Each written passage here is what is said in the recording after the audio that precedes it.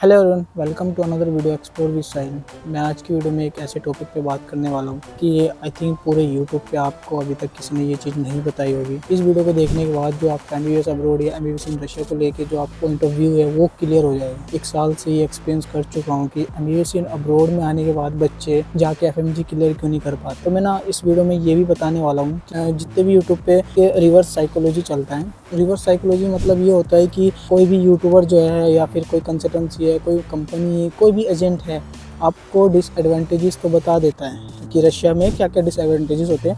पहले तो आपको ये बता दे कि लैंग्वेज बैरियर है, देन उसके बाद आपको बता दें कि वेदर को लेके प्रॉब्लम आ सकता है, देन उसके बाद आपको बता दें कि फूड को लेके आपको मैनेज करना होगा। फूड यहाँ के अलग हैं, आप अगर नॉन वेज, अगर आप वेजिटेरियन हो तो आपको यहाँ पर मैनेज करना भारी हो जाएगा। शुरू में हर कोई आपको वीडियो में डरा देगा। आई थिंक मैंने भी एक वीडियो बनाई थी डिसएडवांटेजेस को लेके, तो उसमें भी मैंने सेम चीज़ ही बोला था। तो ये चीज़ें आपको बता देंगे और ये नॉर्मल है, हर जगह होता है। आप रशिया ही नहीं, आप कहीं भी किसी भी कंट्री में चले जाओ, वहाँ भी सेम इशू आने ही वाला है। देन उसके बाद इसका ना रिवर्स साइकोलॉजी आपको बताएगी कि अगर जो स्टूडेंट आए वो मैनेज कर सकते हैं, ये स्टूडेंट जाके एफएमजी क्लियर कर सकते हैं, तो आप भी कर सकते हो। या यहाँ पे आने के बाद ज़्यादा कोई इशू नहीं आएगा, ये चीज़ें आप करोगे तो आप कंप्लीट हो जाओगे। तो ये अपना रिवर्स साइकोलॉजी आपको शो कर देंगे। इससे भी अलग एक ऐसे डिसएडवांटेजेस के बारे में बताने वाला हूँ एमबीबीएस अब्रॉड या एमबीबीएस इन रशिया को लेके। आई थिंक इस वीडियो को देखने के बाद तो जो नज़रिया है ना एमबीबीएस अब्रॉड को लेके, तो वो क्लियर हो जाएगा कि आपको यहाँ पे आना चाहिए या नहीं आना चाहिए। ये मैंने एक्सपीरियंस किया है। तो स्टार्ट करते हैं। सबसे पहले क्या होता है कि जब आप रशिया में आते हो एमबीबीएस करने के लिए, फर्स्ट ईयर के स्टूडेंट होते हो, तो यहाँ आने के बाद आपका सबसे पहला हो जाता है कि इंडिपेंडेंट होना। सेकंड आ जाता है आपका कि लाइक इन्वायरमेंट जो होता है ना कम्पिटिटिव। अभी आप नीट में जब तैयारी कर रहे होते हो तो आपके दिमाग में ये रहता है कि मुझे 20 लाख 30 लाख बच्चों में बैठना है और मुझे नीट क्वालिफाई करना है, इतने मार्क्स मुझे चाहिए, एक्सेट्रा एक्सेट्रा। तो ये दिमाग में रहता है। देन उस चीज़ को लेकर ना आप उस हिसाब से ही स्टडी करते हो। लेकिन यहाँ आने के बाद आपका जो कम्पिटिटिव इन्वायरमेंट होता है ना वो कम हो जाता है। मतलब आपके पूरे फर्स्ट ईयर में 100-200 स्टूडेंट ही होते हैं, तो वहाँ पे कंपटीशन ज़्यादा हाई तो होता नहीं है। और रशिया में जो यूनिवर्सिटी होती है, यहाँ पे ना आपको 2 चांस मिलते हैं कि आप अगर फर्स्ट टाइम में क्लियर नहीं कर पा रहे तो आपको 2 चांस और मिलते हैं। अगर आप 2 में भी नहीं कर पा रहे हो तो आपको ड्रॉप आउट लेना पड़ता है। आपको इंडिया वापस जाके 6 मंथ के बाद फिर से उस ईयर में आपको एडमिशन लेना होता है। ऐसा यहाँ पर है। तो ये चीज़ें कहीं ना कहीं दिमाग में वो चीज़ें बैठ जाती है स्टूडेंट को कि हो जाएगा, मतलब कंपटीशन है नहीं, कहीं पे इतना प्रेशर नहीं है बच्चे के दिमाग में, तो वो चीज़ पे रुक जाता है। तो इसी वजह से बच्चा सही से स्टडी नहीं कर पाता कि हो जाएंगे पास, या फिर अपने इन्वायरमेंट को नहीं देख पाता है, या फिर जो नीट में अच्छे मार्क्स लेके यहाँ पे आते हैं ना, तो वो अपने आप को थोड़ा हाई लेवल पे समझते हैं कि मैंने नीट में इतने मार्क्स लाया था, मैं यहाँ पे तो आराम से ईज़िली एग्ज़ाम क्लियर कर लूँगा। कहीं ना कहीं ये भी चीज़ें होती है यहाँ पे आने के बाद।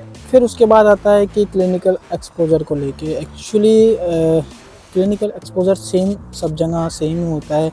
अब ऐसा तो है नहीं कि इंडिया में पेशेंट आ रहे तो यहाँ पे कोई बीमार नहीं होता है, यहाँ पे भी बीमार होते हैं, हॉस्पिटल में आते हैं, इलाज भी करवाते हैं। तो आपका हॉस्पिटल में जाना होता है 3rd या 4th ईयर के बाद आपको हॉस्पिटल विज़िट करना होता है। जब आप लैंग्वेज को पकड़ नहीं पाते हो सही से, स्टार्टिंग से लैंग्वेज पे फोकस नहीं करते हो, आप अपने स्टार्टिंग से किस में फोकस करते हो कि मुझे क्लासेस जाना है, थोड़ा बहुत लैंग्वेज सीख लिया, चलो चल जाएगा, इतना खास है नहीं। डे बाई डे का जो लाइफ है वो थोड़ा इंक्रीज़ होता चला जाता है, तो आपको वो सब चीज़ें रियलाइज़, मतलब आप कब से कब 1 से 2 साल आपके निकल जाएंगे आपको पता नहीं लगता। इसी वजह से आपको लैंग्वेज का थोड़ा असर आ जाता है। तो आप जब जैसे क्लिनिकल आपका रोटेशन लगता है तो आप जाते हो वहाँ पे, थोड़ा क्या चीज़ें कम्युनिकेट हो रहा है वो चीज़ें आप ध्यान से नहीं देख पाते हो, तो वहाँ पे थोड़ा इशू ये आ जाता है कि थोड़ा ये भी कह सकते हो कि क्लिनिकल एक्सपोजर का प्रॉब्लम हो सकता है। मैं आपको एक चैन समझा देता हूँ। जब आप फर्स्ट ईयर में आप आ गए, देन उसके बाद आपके जो पॉकेट मनी है आपको 10 to 15,000 मिल रहे हैं, धीरे धीरे आपके जो एक्सपेंसेस है वो बढ़ते चले जाते हैं। तो एक टाइम पे आके ना 2 साल 3 साल के बाद आने के बाद ना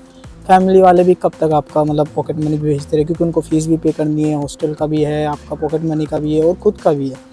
तो एक टाइम पे आके ना घर से कभी कभी पैसे आने बंद हो जाते हैं या फिर थोड़े कम पैसे आते हैं, तो बच्चा क्या करता है, तो पार्ट टाइम जॉब ढूंढना चालू करता है।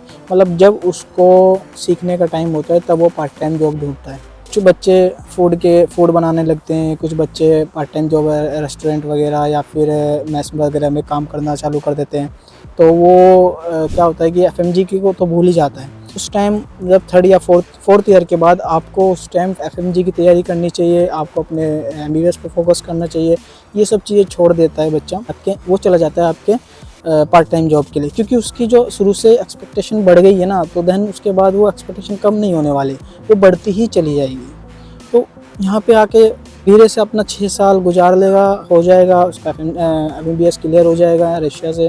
उसके बाद जब वो इंडिया वापस जाता है, वहाँ एफएमजी उसको 1 साल 2 साल 3 साल हो जाते हैं, एफएमजी क्लियर नहीं होता है। इस वीडियो में यही चीज़ें बता रहा हूँ कि अगर आप प्लान कर ही रहे हो एमबीबीएस इन रशिया का, तो आप आओ, बेशक आप आओ, लेकिन दिमाग में सिर्फ एक ही चीज़ रखनी है कि मुझे वहाँ जाने के बाद ये नहीं सोचना है कि मैं इंडिपेंडेंट हो गया हूँ, मैं फ्रीडम मुझे मिल गई है, मैं घूमूँ फिरूँ, मौज करूँ, मस्ती करूँ, नाइट आउट करूँ, पार्टी जाऊँ, ये सब चीज़ें आपको भूलना है।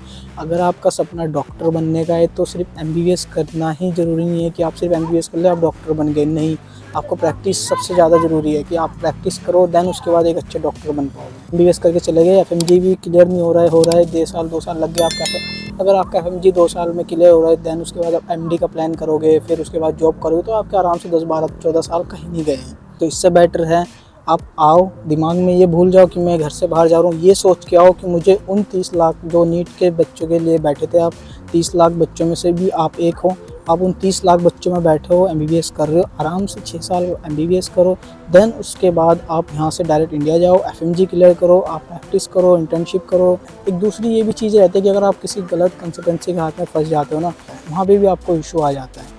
तो ये सब चीज़ें आपको ध्यान में रख के ही रशिया चूज़ करना है, या फिर किसी भी और कंट्री में जाना चाहते हो उस कंट्री में, इस सब चीज़ों को ध्यान में रख के ही जाना है। सो मिलते हैं नेक्स्ट वीडियो में, तब तक के लिए बाय बाय, थैंक यू।